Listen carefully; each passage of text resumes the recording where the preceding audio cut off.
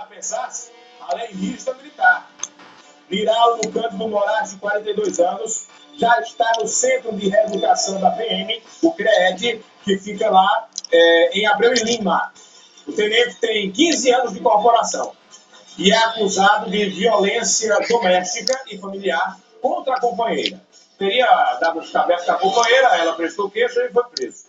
Além disso, em 2010, o policial foi acusado de se apropriar indevidamente de mais de R$ 1.000 referentes a um ressarcimento pago pelos danos causados a uma viatura durante um acidente.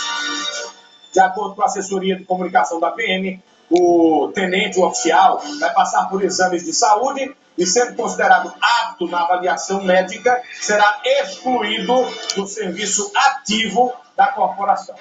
É isso aí, a fotografia do oficial. Mas, rapaz, o camarada passa 15 anos dentro da Polícia Militar, com um cargo considerável, oficial, tenente. Aí dana a querer se desvirtuar e desviar as funções. Ele se apropriou de 1.000 contos, rapaz. Era o dinheiro para consertar uma viatura. A viatura participou de uma operação, aí de alguma maneira houve um pequeno acidente, a viatura estava avariada, e aí entregaram para ele o dinheiro. Ó, 1.000 contos aí, tá, é para pagar o conserto da viatura, esse dinheiro sem dúvida público. Após ele pegou o dinheiro e colocou no bolso, já pensasse? E agora deu tabela da mulher, por isso que está no CREED.